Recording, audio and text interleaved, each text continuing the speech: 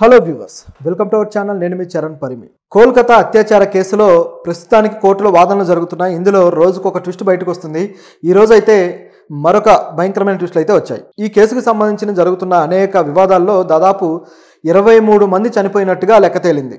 So ఈ 23 మంది ఎవరు అనేది ఒక చర్చ అయితే, మరోవైపు సిబిఐకి సుప్రీంకోర్టు గడ్డి పెట్టింది, చివాట్లు పెట్టింది గట్టిగా. అలాగే ప్రభుత్వానికి కూడా, బెంగాల్ ప్రభుత్వానికి కూడా చివాట్లు పెట్టింది. ఇందులో కేంద్ర ప్రభుత్వం, బెంగాల్ ప్రభుత్వం మాకు సహకరించట్లేదు అని చెప్పేసి కొత్తగా కొన్ని ఆరోపణలు కూడా చేస్తుంది. అసలు వీళ్ళ ముగ్గురి మధ్య ఏం జరుగుతుంది? సుప్రీంకోర్టు ఇంత ఘాటుగా రియాక్ట్ అవ్వడానికి కారణం ఏంటి? అసలు ఈ చావులు దేనివల్ల జరిగాయి ఏంటి అనేది ఒకసారి గమనించి చూస్తే అనేక విషయాలు ఉన్నాయి. ఇప్పుడు ప్రస్తుతానికైతే సుప్రీంకోర్టులో ఈ వాదనలు జరుగుతున్నాయి కదా. ఈ వాదనలో భాగంగా సిబిఐ దీనికి సంబంధించి అనేక రిపోర్ట్లను సమర్పిస్తూ వస్తుంది. సో అవన్నీ చూసిన తర్వాత సుప్రీంకోర్టుకు కూడా పెద్ద జలక్కే పడిందనమాట. ఎందుకంటే ఇన్ని రకాల రహస్యాలు ఉన్నాయి దీంట్లో అని చెప్పి. సో ఇది గుర్తించిన తర్వాత ఇప్పుడు ఏం చేశారంటే, సిబిఐని కూడా సుప్రీంకోర్టు పూర్తి స్థాయిలో నమ్మే పరిస్థితి లేకుండా పోయింది. వీళ్ళు మాట్లాడిన దాన్ని బట్టి చూస్తే అలా అనిపిస్తుంది. మీరు కొత్తగా పూర్తి స్థాయి రిపోర్ట్ని అయితే మీరు సబ్మిట్ చేయండి, న్యూ స్టేటస్ రిపోర్ట్ని సబ్మిట్ చేయండి అని చెప్పేసి ఇక్కడ ధర్మాసనం అనిందనమాట సిబిఐని. ఎందుకంటే ఆగస్టు 9న సంఘటన జరిగింది. ఇప్పటిదాకా అనేక పరిణామాలు దీంట్లో జరుగుతూ వచ్చాయి. అలాగే పోలీసులు ముందుగా ఈ కేసును డీల్ చేశారు, ఆ తర్వాత సిబిఐ దీన్ని డీల్ చేసింది. సో సిబిఐ డీలింగ్లో, అలాగే పోలీసుల డీలింగ్లో కూడా కొన్ని రకాల అనుమానాలు సుప్రీంకోర్టు వ్యక్తం చేసింది. సో ఇందులో కోర్టు ఏమంటుందంటే, అసలు దీనికి సంబంధించిన ఫోరెన్సిక్ రిపోర్ట్స్ కావచ్చు, అలాగే సీసీ ఫుటేజ్లు కావచ్చు, ఇవన్నీ కూడా సిబిఐకి పోలీసులు కరెక్ట్గా సబ్మిట్ చేశారా లేదా అని చెప్పేసి అడిగారు. సో దీంతోపాటు ఫోరెన్సిక్కి కూడా, సో ఎయిమ్స్కి ఫోరెన్సిక్ రిపోర్ట్ల కోసం, పరీక్షల కోసం ఎయిమ్స్కి పంపించినట్టుగా గవర్నమెంట్ సుప్రీంకోర్టులో సొలిసిటర్ జనరల్ తుషార్ మెహతా గారు అన్నారు. సో అది సిబిఐ అంగీకరించడం ద్వారానే పంపించడం జరిగింది. మొత్తానికి ఆ రిపోర్ట్లు కూడా వచ్చాయి. సో ఇది ఒక వైపు సాగుతూ ఉంటే, మరోవైపు వచ్చేసి ప్రభుత్వాన్ని కూడా గట్టిగా చివాట్లు పెట్టింది. సో ఏమన్నారంటే, ఈ విషయంలో ప్రభుత్వం చాలా నిర్లక్ష్యంగా వ్యవహరించింది, ప్రభుత్వం పారదర్శకంగా లేదు అని చెప్పేసి విమర్శిస్తూ, ముఖ్యంగా ఈ కోర్టు ఏదైతే ఈ పోలీసుల మీద డౌట్ పడిందో ఆ డౌట్ కూడా ప్రభుత్వం వల్లనే ఏర్పడ్డట్టుగా ఈ కోర్టు వ్యాఖ్యానాలు చూస్తే కనిపిస్తుంది. ఎందుకంటే ఈ విషయంలో మంత్రులు, టీఎంసీ మంత్రులు కావచ్చు, టీఎంసీ ప్రభుత్వం కావచ్చు, మాకు సరిగా సహకరించలేదు అని చెప్పేసి కేంద్ర ప్రభుత్వం నుంచి ఒకరు అన్నారనమాట. దాంతోపాటు దీనికి సంబంధించి కపిల్ సిబల్ గారు కూడా ప్రభుత్వం తరపున వాదిస్తూ వచ్చారు. ఆయన అయితే ప్రభుత్వానికి దన్నుగా మాట్లాడారు గతంలో. అయితే అప్పుడు సమర్పించిన ఏవైతే రిపోర్ట్ ఉంటుందో ఆ రిపోర్ట్ని ఇప్పుడు కోర్టు అంగీకరించట్లేదు. గతంలో అయితే డివై చంద్రచూడ్ గారి నేతృత్వంలో ఉన్న ధర్మాసనంకి ఆ రిపోర్ట్ అయితే సమర్పించారు. అయితే ఇప్పుడు ఏం చేశారంటే, ఇది మాకు అనుమానాస్పదంగా ఉంది, ఇంకా రిపోర్ట్ కావాలి అని చెప్పేసి కొత్త రిపోర్ట్ కోసం వీళ్ళు డిమాండ్ అయితే చేయడం జరిగింది.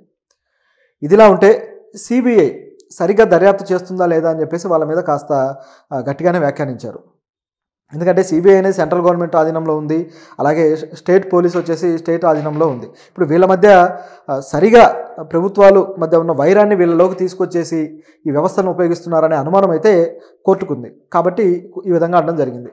దీంతోపాటు ఇక ఇప్పటిదాకా జరిగిన అల్లర్లు, ఆందోళనలు ఇవన్నీ కూడా పరిగణలోకి తీసుకున్నాక చాలామంది డాక్టర్లు, జూనియర్ డాక్టర్లు కూడా ధర్నాలు చేస్తూ వచ్చారు. ఈ ధర్నాలు చేస్తున్న క్రమంలో దాదాపు పేషెంట్లు, అంటే వీళ్ళు విధులు ఎగ్గొట్టి ధర్నాలు చేస్తున్నారు కదా, సో దానివల్ల పేషెంట్లు 23 మంది చనిపోయారు, ట్రీట్మెంట్ లేక, సరైన సమయంలో ట్రీట్మెంట్ వీళ్ళకి అందక చనిపోయారు అని చెప్పేసి కోర్టుకి ప్రభుత్వం తరపు లాయర్లు సమర్పించారు. అది చూసిన తర్వాత కోర్టు ఏం చేసిందంటే మరికొన్ని నిర్ణయాలు అయితే పాస్ చేసింది. ఇప్పుడు ఎవరైతే విధుల్లో లేరో, ఎవరైతే డాక్టర్లు ధర్నాలు చేస్తున్నారో వీళ్ళందరినీ కూడా విధుల్లోకి తీసుకోండి, ప్రభుత్వం ఇటువంటి ఆదేశాలు అయితే వాళ్ళకి ఇవ్వాలి. తీసుకున్న తర్వాత వాళ్ళ మీద ఎటువంటి చర్యలు కానీ, ఎటువంటి క్రమశిక్షణ చర్యలు లేకపోతే శిక్షలు విధించడానికి వీల్లేదు అని చెప్పేసి కోర్టు చెప్పింది. ఎందుకంటే వాళ్ళు ప్రజలకు సంబంధించి ఒక మహిళ ఈ విధంగా జూనియర్ డాక్టర్ అత్యాచారానికి గురైతే దానికి సంబంధించి పోరాడుతున్నారు, వాళ్ళ మీద యాక్షన్లు తీసుకుంటా అంటే అది ప్రమాదకరంగా మారుతుంది, సరైనది కూడా కాదు. కాబట్టి యాక్షన్ తీసుకోవద్దని చెప్పేసి కోర్టు చెప్పింది.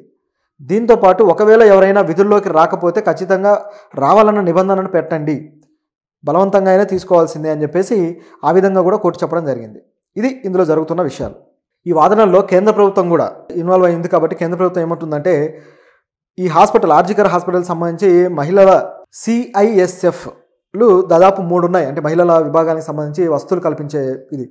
అయితే వీటికి కేవలం ఒకదానికి మాత్రమే వస్తువులు కల్పించారు, మిగతా వాటికి కల్పించలేదు అని చెప్పేసి కేంద్ర ప్రభుత్వం చెప్పింది కోర్టుకి. దాంతో కోర్టు గవర్నమెంట్ మీద సీరియస్ అయింది.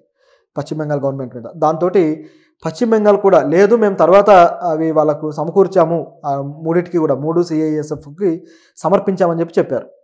అయితే దానికి మళ్ళీ కేంద్ర ప్రభుత్వం వివరణ ఏంటంటే దాదాపు 18 రోజుల తర్వాత వీళ్ళది మొత్తం వస్తువులన్నీ కేటాయించడం జరిగింది అని చెప్పేసి కేంద్ర ప్రభుత్వం అంది. సో ఇక్కడ కోర్టులో కేంద్ర ప్రభుత్వం అలాగే వెస్ట్ బెంగాల్ ప్రభుత్వం రెండు కూడా ఒక విధంగా వాదులాడుకుంటున్నాయి అన్నమాట. ఒకరినొకరు దూషించుకుంటూ ఒకరి మీద ఒకరు అపనమ్మకంతో సాగుతుంది ఇది. సో ఈ పద్ధతిలో ఈ కోర్టులో వివాదాలు అయితే నడుస్తూ ఉన్నాయి. చూస్తూ ఉంటే కేంద్ర ప్రభుత్వంతో మమతా బెనర్జీకి ఉన్న లడాయిని ఉపయోగించుకొని కేంద్ర ప్రభుత్వం ఇప్పుడు దీన్ని ఒక అవకాశంగా చేసుకున్నట్టు కనిపిస్తుంది. ఎందుకంటే కోర్టులో వీళ్ళు వినిపించే వాదనలు చూస్తే అలాగే ఉన్నాయి. ఈ కేసు ఏదైతే ఉందో ఈ కేసును వీళ్ళు అడ్డుగా పెట్టుకొని, అదేవిధంగా మమతా బెనర్జీ గారు ఈ కేసును ఏదో విధంగా CBI లేకపోతే కేంద్ర ప్రభుత్వం తప్పుగా చూపించడానికి ఆవిడ చేసే ప్రయత్నాలు ఆవిడ చేస్తున్నారు.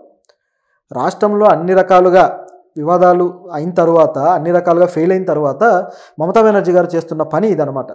సో ఇటువంటి విమర్శలు అయితే ఆవిడ గట్టిగా ఎదుర్కొంటున్నారు. దీంతోపాటు ఎవరైతే సొలిసిటర్ జనరల్ ఉన్నారో తుషార్ మిశ్రా గారు, సో ఈయనేమంటున్నారంటే ఆల్రెడీ గతంలో ఒక కపిల్ సిబల్ గారు మొత్తం దర్యాప్తు రిపోర్ట్ మొత్తాన్ని సమర్పించడం జరిగింది జస్టిస్ DY చంద్రచూడ్ గారికి, అదేవిధంగా ఆయన ధర్మాసనంలో ఉన్న ఇద్దరు అడ్వకేట్లు సీనియర్ జస్టిస్లు ఉన్నారు. సో వాళ్ళకి సమర్పించడం జరిగింది అని చెప్పి ఆయన చెప్పడం జరిగింది. సో వాళ్ళిద్దరూ వచ్చేసి JB పర్దీవాలా, జస్టిస్ మనోజ్ మిశ్రా వీళ్ళకి సమర్పించారు.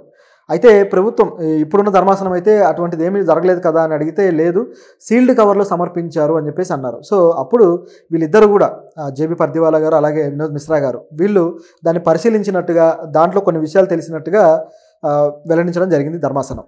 అయితే అవి సరిపోవు, కొత్తగా మళ్ళీ మరో రిపోర్ట్ మీరు ఇవ్వండి అని చెప్పేసి ఇప్పుడు మళ్ళీ డిమాండ్ చేస్తున్నారు. సో దాంతో కొత్త రిపోర్ట్ తయారు చేయడానికి CBI ఇప్పుడు మళ్ళీ మల్లగుల్లాలు పడబోతుంది. ఇదంతా ఒకవైపు అవుతుంది. అలాగే ఫోరెన్సిక్ ఏదైతే ఎయిమ్స్కి పంపించారో అది వచ్చిన తర్వాత మరికొన్ని విషయాలను కూడా దీంట్లో పంచుకోవడం జరిగింది. సొలిసిటర్ జనరల్ గారు ఆయన ఏమన్నారంటే ఈవిడ హత్యకు గురైంది అంటే ఆవిడ చనిపోయింది అని చెప్పేసి ఆవిడ మృతదేహం మాకు కూడా 9:30కు వెలుగులోకి వచ్చింది. సో అప్పటికే అక్కడ ఉన్న ఆధారాలను బట్టి చూస్తే ఆవిడ జీన్స్ని తొలగించడం, అలాగే లోదుస్తుల్ని తొలగించడం, ఆవిడ అర్ధనగ్నంగా ఉంది, అలాగే శరీరం మీద కొన్ని గాయాలు కూడా ఉన్నాయి, ఇదంతా కూడా ఫోరెన్సిక్ రిపోర్ట్లో మెన్షన్ చేస్తున్నారు అని చెప్పేసి ఆయన చెప్పడం జరిగింది. సో ఈ విధంగా ప్రభుత్వము అలాగే ఈ విధంగా కేంద్ర ప్రభుత్వము అలాగే రాష్ట్ర ప్రభుత్వము అదేవిధంగా CBI వీళ్ళ ముగ్గురి మధ్యలో ఎడతెగని వాదన, ఎడతెగని లడాయి అయితే జరుగుతూ ఉంది. ఈ కేసు అనేది వీళ్ళ ముగ్గురి పరువును బజార్కి ఇచ్చేలాగా ఉంది. ఎందుకంటే